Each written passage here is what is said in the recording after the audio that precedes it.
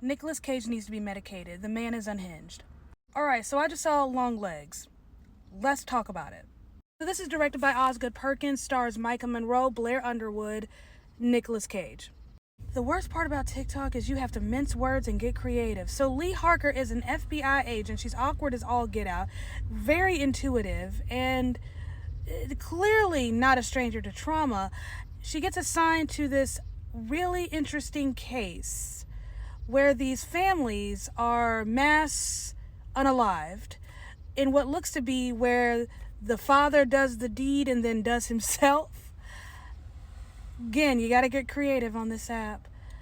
But it's weird though, because at the scene there are these letters left behind in this interesting code, and it's signed Longlegs.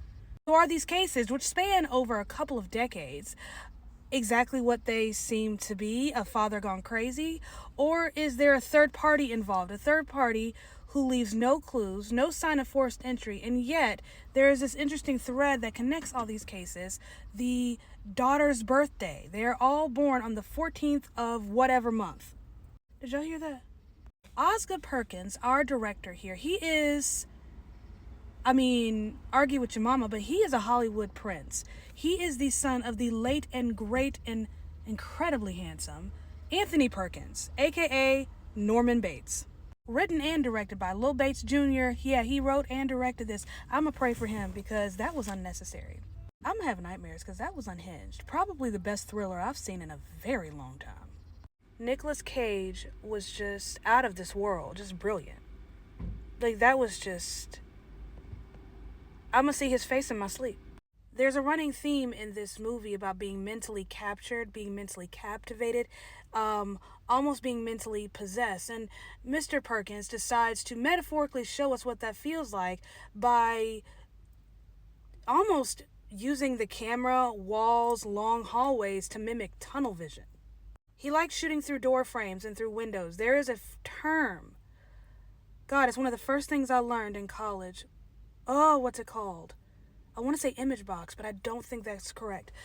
So if you know film terminology, help me out. So it's when you'll have a scene happening, things are going on in the foreground, but in the background, you'll see other things going on. It's almost like you're seeing two scenes at once, but that background is being shot through like a window or a square of some kind, a rectangle, through a shape, and it's like an image box. But I don't think that's the right term for it. Citizen Kane is famous for it. But he really enjoyed giving us both a busy foreground, a busy background, and then this neutral middle. And it almost it gives us this kind of uneasy feeling. Like, this is one of those films you kind of feel in your gut. It's just, I'm uncomfortable. I feel unsettled. I don't understand. And not in like I'm confused by the plot kind of way. The plot is different. The way the story moves is different. The narrative structure here is very different. It's very stylistic and intentional.